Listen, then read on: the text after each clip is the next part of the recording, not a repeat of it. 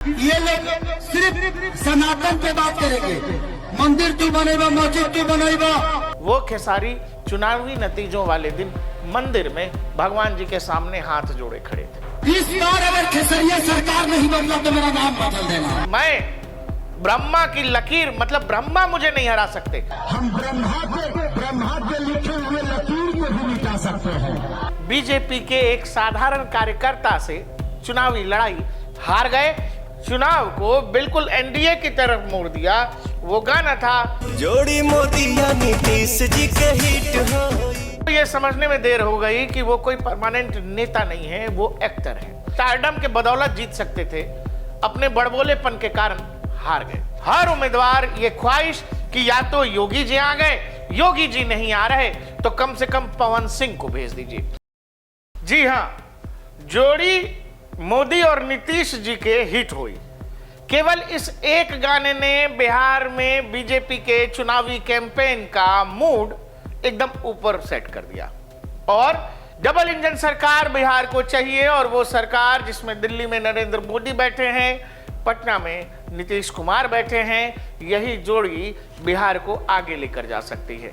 दूसरी तरफ बिहार की गली नुक्कड़ों में दूसरे गाने भी बज रहे थे, जिसमें कट्टा, जिसमें घर से उठा लेने की बात, जिसमें भैया एक बार बन गए तो घर से उठवा लेंगे, दूसरा सिक्सर के 6 गोली। लेकिन आज हम ये बात करने नहीं आए हैं।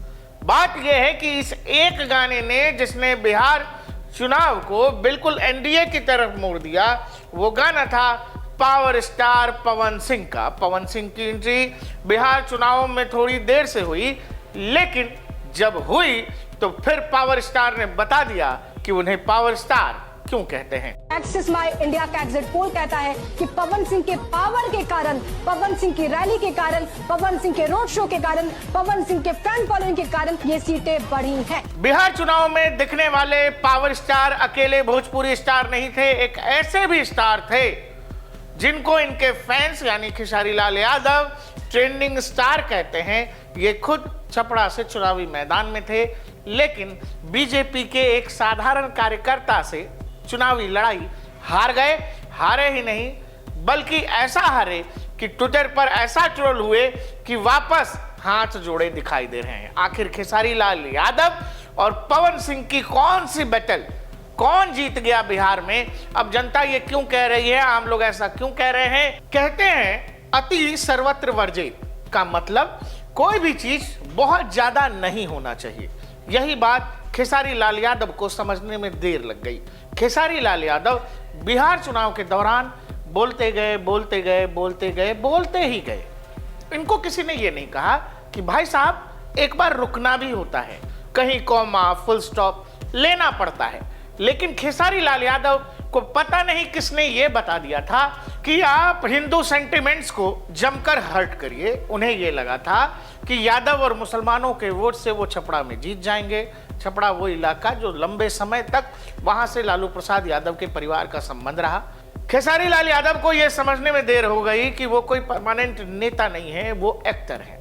बोलते बोलते वो इतना कुछ बोल गए जो पूरे बिहार में ये मैसेज दे गया कि आरजेडी एंटी हिंदू पॉलिटिक्स कर रही है।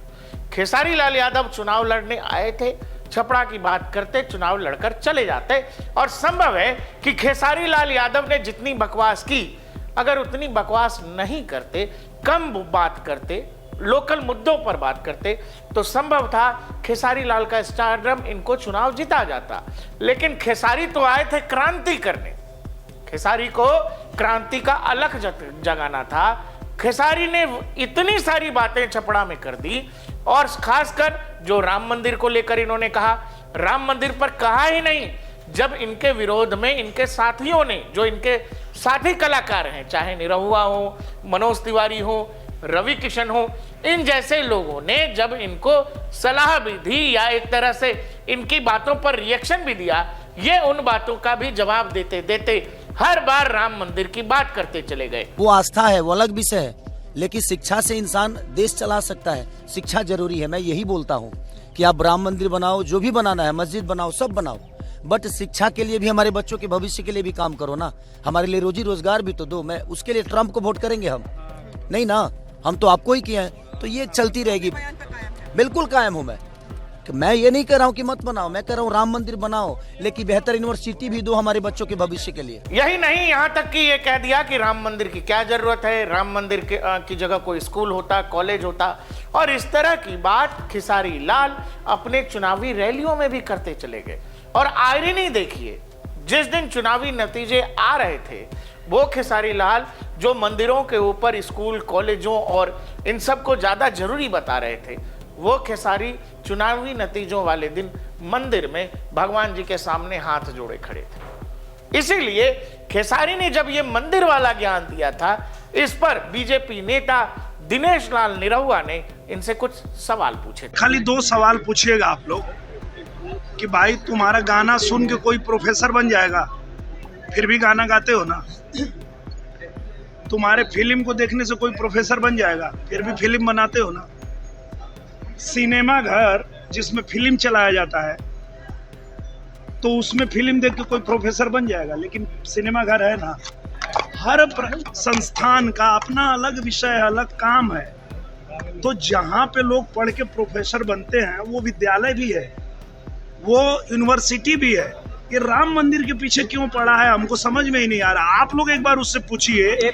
जो आसानी से खेसारी अपने स्टारडम के बदौलत जीत सकते थे, अपने बड़बोलेपन के कारण हार गए। दूसरी तरफ आते हैं पवन सिंह, वो पवन सिंह जो 2024 के लोकसभा चुनाव में काराकाट लोकसभा से अकेले लड़ जाते हैं, निर्दलीय लड़ जाते हैं, और अकेले लड़ ही नहीं जाते, आसपास की 2-4 सीटों पर बीजेपी को नुकसान पहुंचा देते हैं। उन पवन सिंह की बीजेपी में एंट्री कराई जाती है।